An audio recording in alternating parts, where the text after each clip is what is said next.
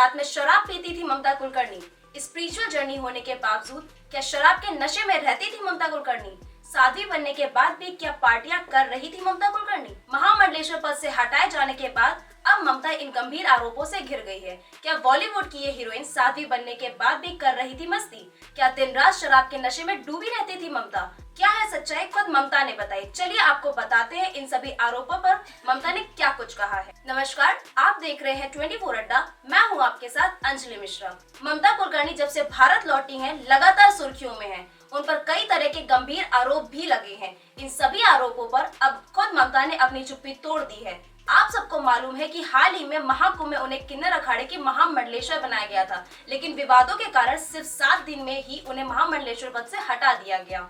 अब इन आरोपों पर ममता ने जवाब दिया है। ममता ने कहा है कि जो लोग ये कह रहे हैं कि वे साध्वी बनने के बाद भी मस्ती कर रही थी, उन्हें ये जानना चाहिए मैंने पिछले 23 वर्षों से कोई भी अडल्ट फिल्म नहीं देखी है। मैंने खुद पर काबू पा लिया है क्योंकि अध्यात्म की राह बहुत कठिन है।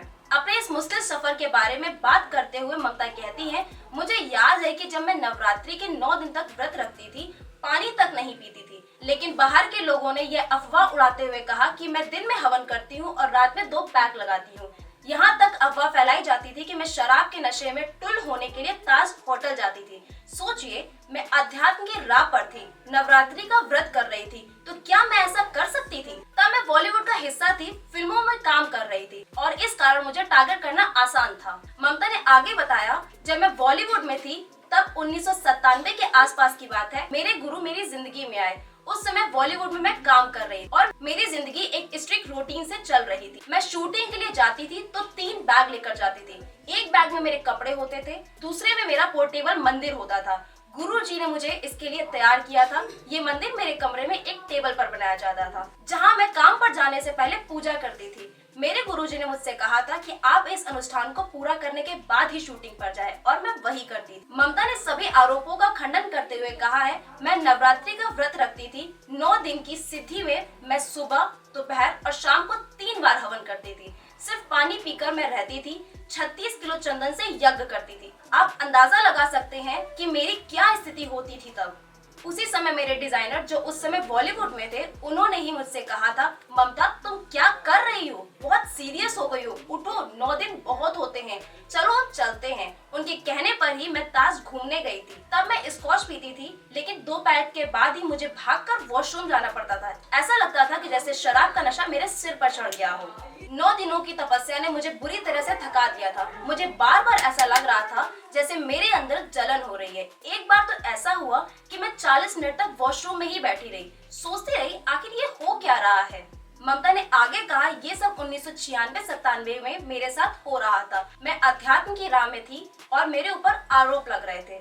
मेरे गुरु ने देखा कि बॉलीवुड मुझे इस राह पर ज्यादा दिन नहीं टिकने देगा। फिर क्या था, उन्होंने मेरी तपस्या के लिए एक ऐसी जगह चुनी जहाँ पर 12 साल तक मुझे कोई परेशान ना कर पाए, मेरी भक्ति को कोई भंग ना कर पाए। उसके बाद मैं बॉलीवुड से दूर हो गई और भक्ति की राह पर निकल गई।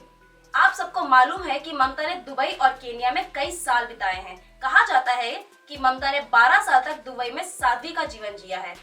बॉलीवुड से दूर रहकर भी वे लगातार भक्ति की राह पर बनी रही और अपनी भक्ति में डूबी रही।